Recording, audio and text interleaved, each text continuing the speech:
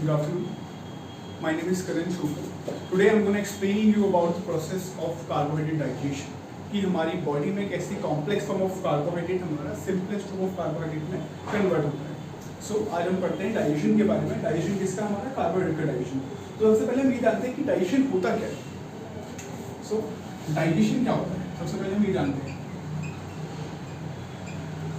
Digestion क्या है? हमारा जो एलिमेंट्री कैनाल है, जो डाइजेस्टिव सिस्टम है, वो 5 स्टेप्स की रिएक्शन है. 5 स्टेप का प्रोसेस है पूरा. 5 स्टेप का प्रोसेस है. इसमें हमारा सेकंड स्टेप डाइजेशन होता है. फर्स्ट स्टेप होता है हमारा इंजेक्शन. इंजेक्शन में क्या होता है, जो भी हम फूड का हमारा इंटेक कर रहे हैं हमारे बकल कैविटी रीजन में, हमारा बकल कैविटी यानी कि जो ओरल कैविटी, जो माउथ वाला रीजन है, उसमें हम फूड का इंटेक करते हैं, तो उसे कहते हैं इंजेक्शन. उसके बाद हमारा सेकंड स्टेप होता है हमारा डाइजेशन, यानी कि हमने फर्स्ट की पहले हमारा फूड इंटेक किया हमारे माउथ में, देन सेकंड स्टेप हमारा स्टार्ट होगा कार्बोहाइड्रेट का digestion. I mean to say that कि डाइजेशन ऑफ कार्बोहाइड्रेट स्टार्ट होगा. अगर हम प्रोटीन खा रहे हैं तो प्रोटीन का डाइजेशन स्टार्ट होगा. अगर हम फैट्स खा रहे हैं तो फैट्स का डाइजेशन स्टार्ट होगा. सो जो रिएक्शन स्टार्ट होती है हमारी बकल कैविटी रीजन से स्टार्ट होती है हमारी कॉम्प्लेक्स फॉर्म ऑफ कार्बोहाइड्रेट की रिएक्शन. सो डाइजेशन का पर्पस क्या है, बेसिकली मतलब क्या है डाइजेशन का?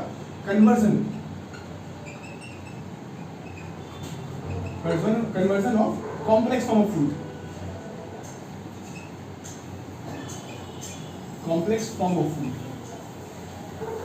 complex form of food into simplest form of food. यानी कि जो फूड हम खा रहे हैं वो हमारा कॉम्प्लेक्स फॉर्म में है, उसको हमें कन्वर्ट करना है किसमें? Simplest form of food. Example, अगर हम कार्बोहाइड्रेट की डाइजेशन की बात कर रहे हैं तो हम देखते हैं कैसे कॉम्प्लेक्स फॉर्म ऑफ कार्बोहाइड्रेट, जैसे कि हमारा स्टार्च हो गया. ये स्टार्च हमारा कॉम्प्लेक्स फॉर्म है. कैसे ये कन्वर्ट होगा हमारा डाइसैकेराइड्स में?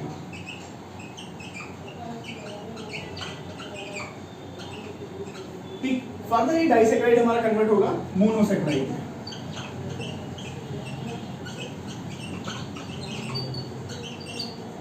सो जो हमारा कॉम्प्लेक्स फॉर्म ऑफ फूड है स्टार्च, पॉलीसैकेराइड है, ये हमारा कन्वर्ट हुआ लेस कॉम्प्लेक्स फॉर्म में यानी डाइसैकेराइड फॉर्म. फिर ये कन्वर्ट होगा हमारा सिंपलेस्ट फॉर्म यानी कि मोनोसैकेराइड. ठीक.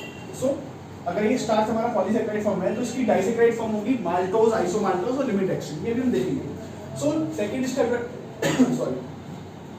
जो डाइजेशन है, ये क्या करता है हमारा कॉम्प्लेक्स फॉर्म ऑफ फूड को किसमें कन्वर्ट कर देगा? सिंपलेस्ट फॉर्म में कन्वर्ट करेगा. जैसे स्टार्च है तो हमारा डाइसैकेराइड से मोनोसैकेराइड, ये हमारी सिंपलेस्ट फॉर्म होती है. इसमें हमारा ग्लूकोज हो गया, गैलेक्टोज हो गया, हमारा फ्रक्टोज हो गया. ये सारे मॉलिक्यूल्स हमारे मोनोसैकेराइड से मिक्स में आते हैं. तो हम देखते हैं कि हमारा जो कार्बोहाइड्रेट का डाइजेशन है वो किस रीजन से स्टार्ट होता है और कहाँ पे हमारा कंप्लीट होता है.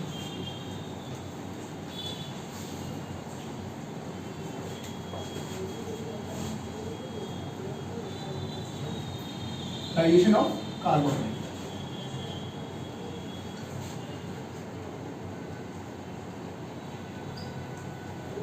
Digestion of carbohydrate. तो जो डाइजेशन ऑफ कार्बोहाइड्रेट है ये हमारा एलिमेंट्री कैनाल में जो फर्स्ट पार्ट है हमारा बकल कैविटी, वहां पे स्टार्ट होगा. ये स्टार्ट होगा बकल कैविटी में और खत्म होगा हमारा एंड होगा इसका इस कॉम्प्लेक्स फॉर्म का कन्वर्जन या डाइजेशन का प्रोसेस जो कार्बोहाइड्रेट का डाइजेशन है, एंड होगा इसका हमारा स्मॉल इंटेस्टाइन में.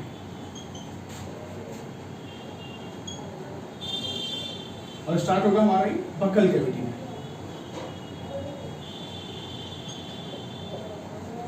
ठीक.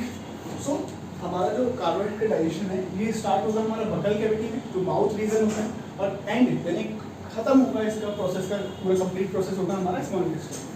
अब देखते हैं कौन कौन से एंजाइम्स की रिक्वायरमेंट होती है हमारे कार्बोहाइड्रेट के डाइजेशन के लिए. सो अगर हम बोलें कि जैसे हमारे पास तो कार्बोहाइड्रेट के डाइजेशन के लिए जो एंजाइम्स हैं उन्हें हम कलेक्टिवली बोलते हैं अमाइलेसिस. क्या बोलते हैं? अमाइलेसिस.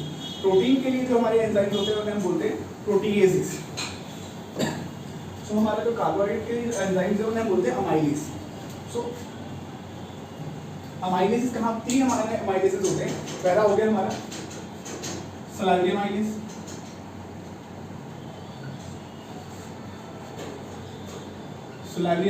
ये हमारा बकल कैविटी में प्रेजेंट होगा. हमारा कहाँ प्रेजेंट होगा? ये हमारा बकल कैविटी में. सेकंड होगा हमारा पेनिट्रेटिव अमाइलेस, पेनिट्रेटिंग अमाइलेस. ये हमारा प्रेजेंट होगा पेनक्रियाज में।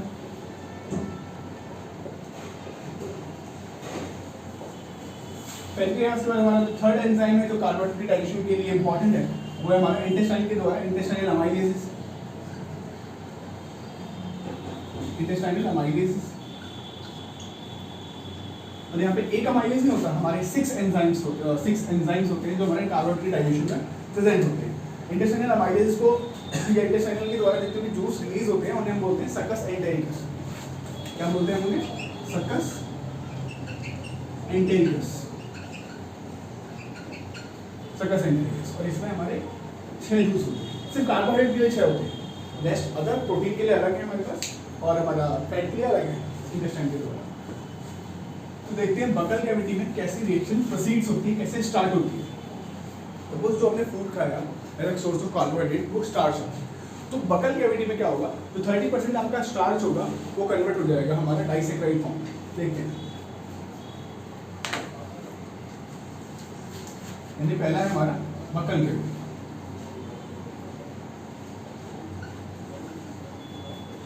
बकल कैविटी, बकल कैविटी में क्या होगा, सपोज जो हमारा कॉम्प्लेक्स फॉर्म ऑफ स्टार्च है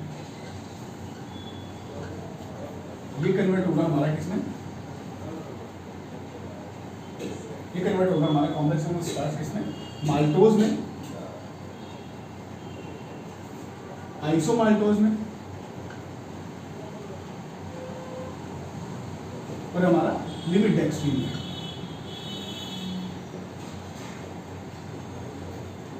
लिमिट डेक्स्ट्रीन यानी कि जो हमारा बकल कैविटी में जो हमने source of carbohydrate as a starch की फॉर्म में, कॉम्प्लेक्स फॉर्म, पॉलीसेक्राइड फॉर्म में, ये कन्वर्ट होगी हमारी डाइसेक्राइड फॉर्म में। तो ये हमारा मोर कॉम्प्लेक्स फॉर्म से हमारा थोड़ा लेस कॉम्प्लेक्स फॉर्म में कन्वर्ट होगी। और यहाँ पे जो एंजाइम्स था बकल कैविटी में, कौन सा एंजाइम है हमारा, सलाइवरी अमाइलेज। कौन सा एंजाइम है हमारा, सलाइवरी अमाइलेज। अब यहाँ पे एंजाइम भी तो वर्क करेगा किसी स्पेसिफिक पीएच और स्पेसिफिक टेम्परेचर पे। स्पेसिफिक जो पीएच रहेगा स्लाइवा का, यानी बकल कैविटी रीजन का जो पीएच है वो हमारा 6.8, यानी कि बकल कैविटी में हमारा स्टार्ट हुआ, स्टार्च का कॉम्प्लेक्स फॉर्म कार्बोहाइड्रेट इसका कन्वर्ट होना, इसमें माल्टोज, आइसोमाल्टोज और लिमिट डेक्स्ट्रीन। अब क्या होता है यहाँ पे, जो आपका जो 30% आपका जो डाइजेशन है ना कार्बोहाइड्रेट का, वो यही कंप्लीट हो जाता है। 30% आपका जो कार्बोहाइड्रेट कॉम्प्लेक्स में प्रेजेंट है वो 30% यही कन्वर्ट हो जाता है। नेक्स्ट 70% हमारा पेनिट्रेटिव अमाइलेसिस के द्वारा और इंटेस्टिनल अमाइलेसिस के द्वारा कन्वर्जन होता है।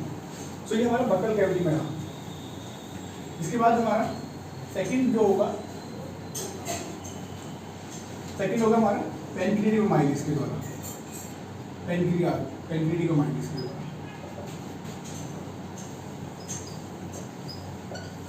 सो यहाँ पे आपका जो सलाइवरी अमाइलेज है सेम जो हमारा जो स्टार्च है, जो कॉम्प्लेक्स फॉर्म ऑफ फूड है हमारा, ये स्मॉल इंटेस्टाइन में पहुंचेगा थ्रू द स्टमक। पर स्टमक में क्या होता है, स्टमक में ना कोई गैस्ट्रिक अमाइलेज नहीं होता हमारी बॉडी। कार्बोहाइड्रेट की डाइजेशन के लिए हमारे पास स्टमक में कोई एंजाइम प्रेजेंट नहीं होता, गैस्ट्रिक अमाइलेज नहीं होता, गैस्ट्रिक प्रोटीजेज होते हैं। जैसे प्रोटीन की डाइजेशन के लिए जो एंजाइम होते हैं इनएक्टिव में प्रेजेंट होते हैं, आपका प्रोरेनिन और आपका पेप्सिनोजन। लेकिन कार्बोहाइड्रेट की डाइजेशन के लिए गैस्ट्रिक एंजाइम्स यानी स्टमक में कोई प्रेजेंट नहीं होता, तो वहाँ पे रिएक्शन होता भी नहीं है।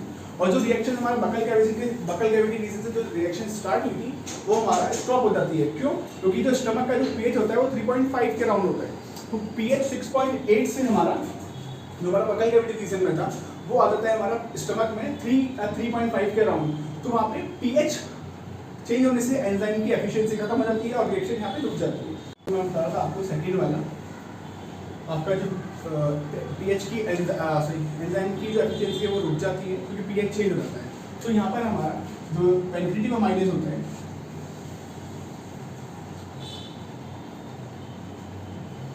पेनिट्रेटिव अमाइलेज पेनक्रियास से जोड़ेगी, क्या करेगा, स्टार्च को कन्वर्ट करेगा किसमें,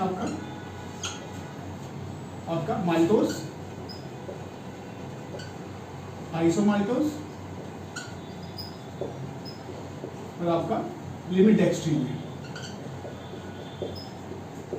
किसमें आपका लिमिट डेक्स्ट्रीन में। तो यहाँ पे जो एंजाइम आया ये आपका पेनिट्रेटिव अमाइलेज ही आया है, पेनिट्रेटिव अमाइलेज। और जो पीएच रहा यहाँ पे, जो पीएच रहा, पीएच है आपका 8.0। सो गैस्ट्रिक एंजाइम्स तो कोई है नहीं, कार्बोहाइड्रेट अमाइलेज, गैस्ट्रिक अमाइलेज है नहीं, तो सीधा रिएक्शन हमारा कहाँ आएगा, पेंक्रियाटिक अमाइलेज के द्वारा डाइजेशन स्टार्ट हो जाएगा कॉम्प्लेक्स फॉर्म का इन डाइसैकेराइड फॉर्म्स। अब क्या होगा फर्दर आपका, ये डाइसैकेराइड फॉर्म में कन्वर्ट हुआ। अब यहाँ पर हमारा जो रिमेनिंग जो रेस्ट ऑफ द स्टार्च हमारा प्रेजेंट है, जो अभी कन्वर्ट नहीं हुआ कॉम्प्लेक्स फॉर्म में स्टिल प्रेजेंट है, यहाँ पे क्या होगा, ये हमारा इंटेस्टाइनल जूसेस के द्वारा, यानी इंटेस्टाइन से जो जूस रिलीज होंगे, इंटेस्टाइन से जो जूस रिलीज होंगे वो रेस्ट तो थोड़ा बहुत कार्बोहाइड्रेट जो स्टार्च के फॉर्म में प्रेजेंट होगा उन्हें कन्वर्ट कर देगा इन डाइसैकेराइड फॉर्म में, और पीएच चेंज हो जाएगा और एंजाइम आपका इंटेस्टाइनल अमाइलेज हो जाएगा।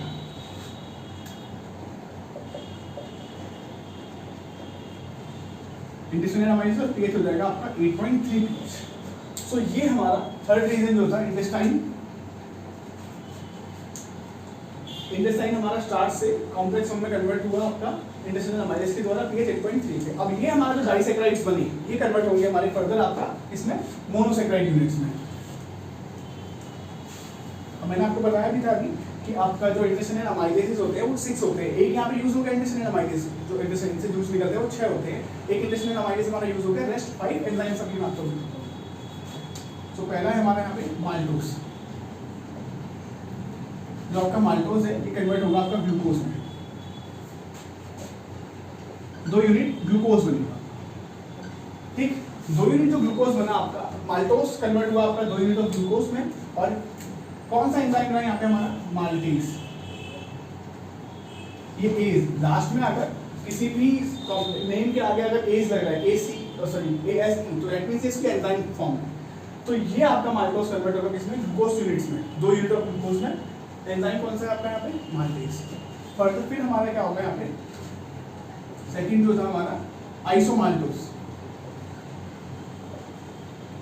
आइसोमाल्टोज कन्वर्ट होगा किसमें, हमारा ग्लूकोज यूनिट्स में। किसमें कन्वर्ट होगा, हमारा ग्लूकोज यूनिट्स में। एंजाइम क्या नाम क्या रहेगा आपके यहाँ पे, आइसोमाल्टेज। आइसोमाल्टेज पीएच 8.3 रहेगा। थर्ड हमारा यहाँ लिमिट डेक्स्ट्रीन,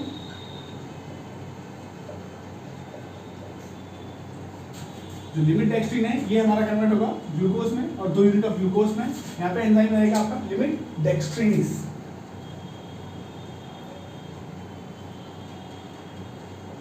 लिमिट डेक्स्ट्रीनिस ये सारी एंजाइम की फॉर्म है, जहां भी ASE लग रहा है, ASE लग रहा है, ये हमारी एंजाइम्स की फॉर्म है।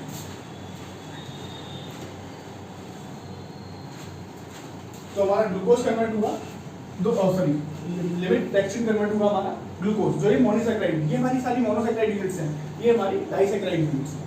रेस्ट हमारा अगर हम सपोज हमारे पास यहाँ पे सुक्रोज हुआ,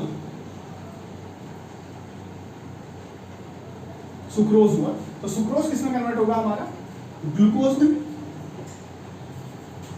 प्लस आपका फ्रक्टोज में। किसमें, आपका ग्लूकोज एंड फ्रक्टोज में।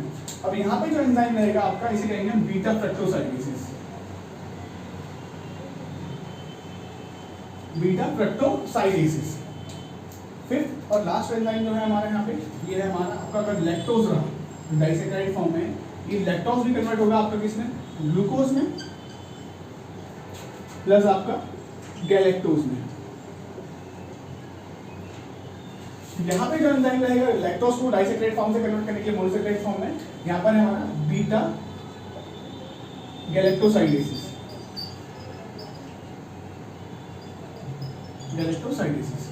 सो यहाँ पर 5 एंजाइम्स हमारे ये जो इंटेस्टाइन से रिलीज हो रहे हैं, और एक इससे पहले जो पिछली रिएक्शन में जो डाइसैकेराइड फॉर्म में कन्वर्ट कर रहा था आपको, सॉरी जो पॉलीसैकेराइड फॉर्म से डाइसैकेराइड में कन्वर्ट कर रहा था, जहाँ पर हमारे स्टार्टिंग में 3 प्रोडक्ट्स बने थे।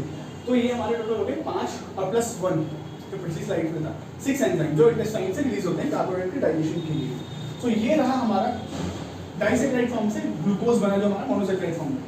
अब मैंने आपको बताया कि जो डाइजेशन है सेकंड स्टेप है, तो हमारा जो बॉडी है थर्ड स्टेप क्या करेगा, जो डाइजेशन सिस्टम का जो थर्ड स्टेप रहेगा, सो हमारा intention first step, second step digestion, third step हमारा एब्जॉर्प्शन।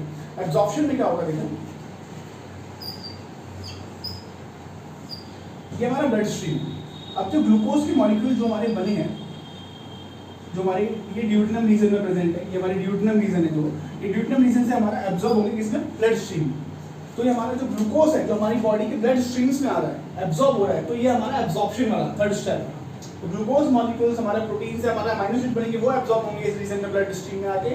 फैट के हमारे ग्लिसरॉल या फैटी एसिड के जो मोनोसैकेराइड सॉरी जो आपका ग्लिसरॉल होगा वो कन्वर्ट होगा, वो हमारा एब्जॉर्ब होगा कहाँ पे, ब्लड स्ट्रीम में। तो ये होता है हमारा थर्ड स्टेप एब्जॉर्प्शन। एब्जॉर्प्शन के बाद होगा हमारा एसिमिलेशन। सपोज ये जो ग्लूकोज मॉलिक्यूल्स हमारा ये ब्लड में एब्जॉर्ब हुआ, ये ग्लूकोज यूनिट ग्लूकोज मॉलिक्यूल आपका ब्लड में एब्जॉर्ब हुआ, अब इसका यूटिलाइजेशन भी तो होना है हमारी बॉडी में कहीं पे। तो क्या होगा, अब ये जो ग्लूकोज मॉलिक्यूल है आपका, ये जो ग्लूकोज मॉलिक्यूल है ये पहले हमारा प्रोसेस ऑफ ग्लाइकोलाइसिस के जरिए, ग्लाइको मतलब ग्लूकोज, लाइसिस मतलब ब्रेकडाउन, यानी ग्लूकोज का जब ब्रेकडाउन होगा तो उससे हमारा दो मॉलिक्यूल पायरुविक एसिड के जनरेट होगा। और जब पायरुविक एसिड बन रहा है यहाँ पे तो हमारा एटीपी और एनएडीपीएच ये डायरेक्ट एटीपी फॉर्मेशन होगा, ये इनडायरेक्ट एटीपी फॉर्मेशन होगा। ये जो एनएडीपीएच मॉलिक्यूल है ये एटीपी के सबस्ट्रेट मॉलिक्यूल्स हैं। ये क्या करेंगे, ये फर्दर जाएंगे हमारा ईटीएस सिस्टम में, इलेक्ट्रॉन ट्रांसपोर्ट सिस्टम में जो आपका माइटोकॉन्ड्रिया में होगा, वहां पर जाकर हमारा ये मॉलिक्यूल एनएडीएच हो गए, एफईडीएच मॉलिक्यूल्स हो गए, ये कन्वर्ट, ये हमारा एटीपी और एनएडीएच मॉलिक्यूल्स जो होंगे हमारे जाएंगे इस पूरे रिएक्शन से, इस पूरे प्रोसेस से होते हुए हमारा ईटीएस सिस्टम में, और यहाँ पे जाके कन्वर्ट हो जाएंगे हमारा एटीपी के फॉर्मेशन के लिए। तो जो एटीपी का जो फॉर्मेशन होगा 26-38 मॉलिक्यूल्स ही वेरी करता है इसका। तो यहाँ पे हमारा इसलिए एटीपी का फॉर्मेशन होगा, और इसलिए कहा जाता है कि glucose is the form of glucose is the source of energy. वो इसलिए कहता है कि एटीपी का फॉर्मेशन करता है एडिनोसिन ट्राइफॉस्फेट, 3 फॉस्फेट मॉलिक्यूल्स होते हैं, फॉस्फेट मॉलिक्यूल्स ब्रेक होते हैं, this is how phosphate molecules, यहाँ से ये मॉलिक्यूल्स ब्रेक हुआ, तो ये ब्रेक का होने के बाद जो इसका बॉन्ड है तो ब्रेक होता है, उससे हमें एनर्जी जनरेट होती है। वो एनर्जी हमारी बॉडी की इंटरनल रिएक्शंस, हमारे मेटाबॉलिज्म में इफेक्टिवली वर्क करती है। सो एब्जॉर्प्शन, जो एसिमिलेशन आपने देखा फोर्थ स्टेप, ग्लूकोज कैसे यूटिलाइज हो रहा है, यूटिलाइजेशन के बाद हमारा एटीपी बनता है, बट ग्लूकोज एब्जॉर्ब हो गया। एब्जॉर्प्शन के बाद जो हमारा ग्लूकोज एब्जॉर्ब हुआ किससे हुआ, हमारे जो हमने फूड इनटेक किया उस फूड से जो मेन न्यूट्रिएंट्स से जो हमारी बॉडी ने एब्जॉर्ब कर ली वो हमारा ग्लूकोज, अमीनो एसिड्स, हमारे ग्लिसरॉल बनी, बट रेस्ट जो अनडाइजेस्टेड वेस्ट हुआ वो हमारा जाएगा डाइजेशन प्रोसेस के जरिए बॉडी से रिमूव आउट हो जाएगा। क्या डाइजेशन की लास्ट स्टेप डाइजेशन है, उससे हमारी बॉडी से जो हमने फूड इनटेक किया था अनडाइजेस्टेड जो वेस्ट है, जो रेसिड्यूज है वो बॉडी से रिमूव आउट हो जाएगा। सो ये हमारा कॉम्प्लेक्स फॉर्म ऑफ कार्बोहाइड्रेट कैसे हमारा सिंपलेक्स फॉर्म में कन्वर्ट होता है। रेस्ट जो ग्लूकोज है उसकी क्या इंपॉर्टेंस है हमारी बॉडी में, क्यों ग्लूकोज को as a source of energy बोला जाता है, वो हमने दिखाया कि ईटीएस सिस्टम में जाएगा और एटीपी जनरेट करेंगे। आई होप आपको ये वीडियो पसंद आया होगा। Thanks for watching.